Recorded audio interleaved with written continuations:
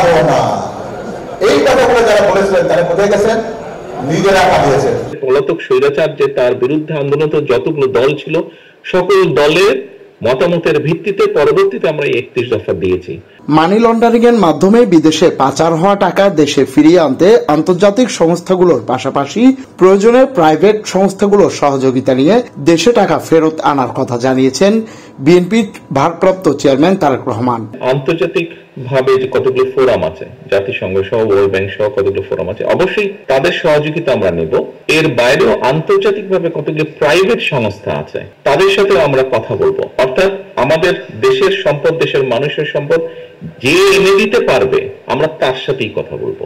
বুধবার চট্টগ্রাম নগরের engineer institution হলে দিনব্যাপী আয়োজিত রাষ্ট্র কাঠামো মেরামতের 31 দফা ও জনসম্পৃক্তি বিভাগীয় প্রশিক্ষণ কর্মশালায় ভার্চুয়ালি প্রধান অতিথির বক্তব্যে তারেক রহমান একথা বলেন।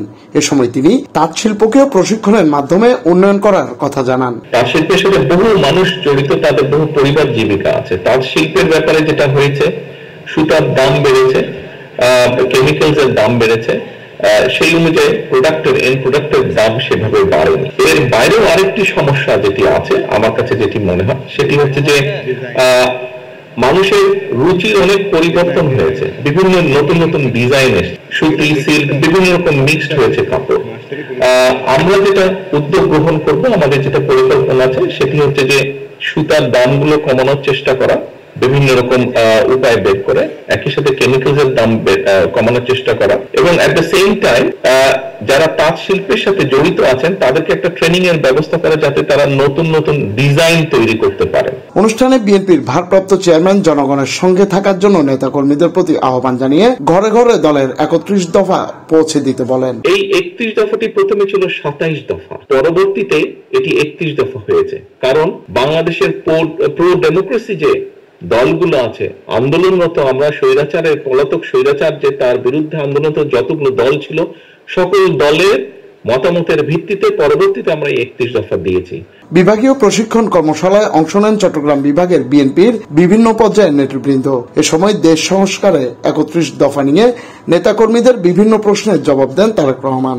আমাদের ন্যায্য হিস্সা থেকে তারা পানি নিয়ে দিচ্ছে না। তো এই ব্যাপারে আমাদের দুটো চিন্তা ভাবনা যেটা আছে, সেটা আমরা জাতিসংঘ বলেন, আন্তর্জাতিক আদালত বলেন, অর্থাৎ আন্তর্জাতিক ইন্টারন্যাশনাল ফোরাম যেগুলো আছে, আমরা ইনশাল্লাহ সুযোগ পেলে সেখানে আমরা এই বিষয়গুলো তুলব। কর্মশালায় চট্টগ্রাম বিভাগের সাংগঠনিক সম্পাদক মাহবুবুর রহমান শামীমের সভাপতিত্বে রাষ্ট্র কাঠামো মেরামতের 31 দফা ও জনসম্পৃক্তি কর্মশালায় বক্তব্য রাখেন বিএনপি চেয়ারপারসনের উপদেষ্টা ইসমাইল জবিউল্লাহ, ডক্টর মওদুদ আলমগীর পাবেল। উপস্থিত ছিলেন দলটির যুগ্ম মহাসচিব শহীদুদ্দিন চৌধুরী অ্যানি, সহ সাংগঠনিক সম্পাদক মীর মোহাম্মদ হেলাল উদ্দিন। অথবা আমি যদি নির্বাচন যদি 2024 সালে আমাদেরকে দেখিয়ে বলেন যে আমরা ক্ষমতা ছাড়বো না, আমরা পালাবো না, এই কথাগুলো যারা বলেছিলেন তারা কোথায় গেছেন? নিজেরা পালিয়েছেন।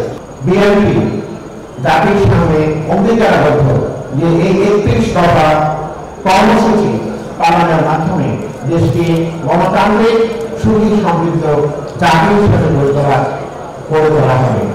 জুনায়েদ হাসান, চট্টগ্রাম নিউজ।